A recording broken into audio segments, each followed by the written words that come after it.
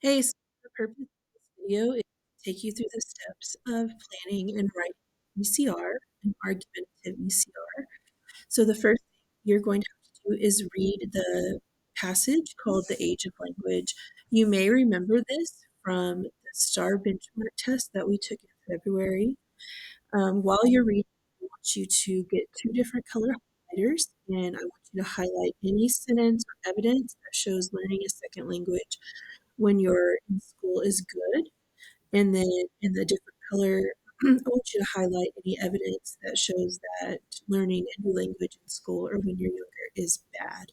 So pause this video and read the passage and highlight these two things, please.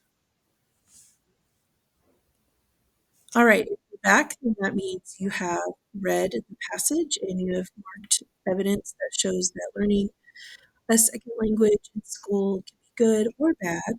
With two different color highlighters. The next thing we're going to look at is the prompt. Here is the prompt. Take a moment and pause this video and read just this section up here. And then try to figure out what is the sentence that tells you what you'll be writing about. Okay, we're back. Hopefully you took a moment to read the prompt. The prompt is going to ask you to explain, should American students be required to learn a second language in school? And this is an argumentative essay, which means it's going to follow the same structure of an informational essay where you'll have an introduction, body paragraphs, and conclusion. But before you can start writing this one, you have to pick a side because it's argumentative. So you have to decide, do I think students should learn a second language or be required to learn a second language or not? And once you've made that decision, we can start brainstorming. So think about it for a minute, and when you're ready, we will brainstorm. When you brainstorm, you just want to start by making a list. And since we're doing argumentative here, I'm going to make two lists, one that supports learning language in school, and one that supports not having to learn a second language. And so if you are unsure how to do that now, you can pause the video again and then brainstorm quickly some ideas. Okay, once you've taken a moment to brainstorm, then you should have kind of like this. Please do not copy my list down. These are just some of the things I came up with from the text. So the text says that many Americans are already bilingual, that learning a second language can improve your memory and problem solving skills, that learning a second language is easier when you're young, and children naturally desire wanting to communicate with others. And so I wrote those as like reasons why students should learn a second language in school. And then over here, the article also said that young children may not have the skills to learn a second language. And so I put that as a note. When I just look at evidence or my brainstorming list that I have so far, I can see I have way more over here on the yes side.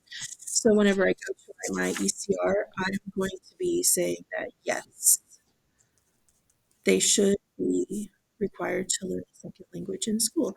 So you need to make sure you have some brainstorming done, and you need to make a decision on what side you have. So pause the video and do that. Once you have brainstormed and you've picked a side, then you're going to grab the graphic organizer so you can start planning out your ECR. And so the very first thing you have to do is write something called the controlling idea. This is where you state the question in the prompt and then answer it. So the prompt is right here. Should American students be required to learn a second language in school? I'm going to restate that and include my reasons for my brainstorming. And so take a minute and try this on your own. And then when we come back, we'll talk through how to do this more. So while I paused, I came up with my controlling idea. What I did is I picked two of my favorite reasons that I came up with for my brainstorming list, which is that many Americans are bilingual. So knowing a second language would be very helpful, and that it also improves memory and problem solving.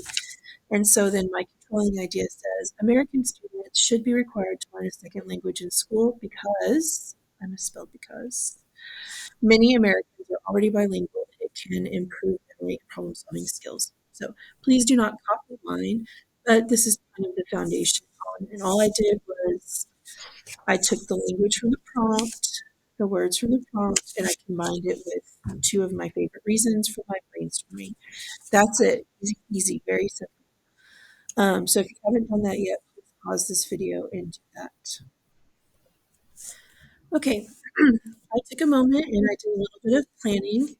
So the first thing I did is that I highlighted in two different colors my two different reasons so you could easily see what I'm working with. I have two reasons. My first reason is in orange, my second one is in teal. And so whenever I start writing my body paragraphs, excuse me, this first section is where you're going to state your reason one more time. So many Americans are bilingual because many Americans speak more than one language, which means bilingual. In the United States, students in the United States should be required to learn more than one language at school. So I just came back and I connected it to the prompt. And then I went into the text and I found some text evidence that shows that people are bilingual in the United States.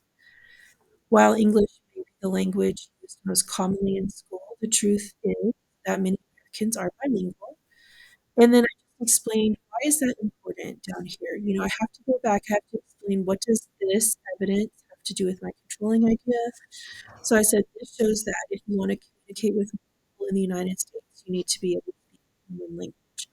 Now, don't copy what I did, but this is the thinking, planning step of it all. You have to start by stating your reason again from your from your controlling idea up here. State your reason again, find evidence that supports it, and then explain what that evidence is telling you. Like, what does that tell you? What does that tell the reader? And then you repeat that process over here on the back with your next reason. So you write the reason down again, you find evidence that supports it, and then you explain what that evidence means. And so take a few minutes and complete body paragraph 1 and 2. And then whenever you come back, we'll talk about the conclusion. Okay, if you're now at this point in the video, you should have completed body paragraphs 1 and 2, so this should be finished as well. And so now you're looking at the conclusion. In the conclusion, you're just saying your controlling idea again, but in a different way. So what I do is I choose a Woobus word from the list of complex sentence of Woobus words, and I just start the sentence with it, and then I just kind of reword what I already have here from the introduction. So again, my two reasons are that many Americans are bilingual, so knowing a second language gives you more opportunity to communicate, and it can improve memory and problem-solving skills. Of course, these are important whenever you're working or in school. And so I chose when, and I said, when you can speak more than one language, you can communicate with more people and improve skills you need to be successful in school. And then I did the highlights again so you could see how I brought back up my two reasons. My reason about being bilingual, you can communicate with more people and improve skills like problem solving and memory. I don't repeat and copy mine, but this is the format that you're going to use. Once you've done all of this, then you're ready to type up your ECR, and you're just going to literally retype. This is your introduction, first body paragraph. You just start here, this sentence, this sentence, this sentence, and then the second body paragraph will be this sentence, this sentence, and this sentence, and then your conclusion will be this sentence. So once you have completed this paper, you have done the bulk of the writing and planning, and you'll just have to type from there. So let me know if you have any questions or need any help, and I'll be happy to help you. Good luck.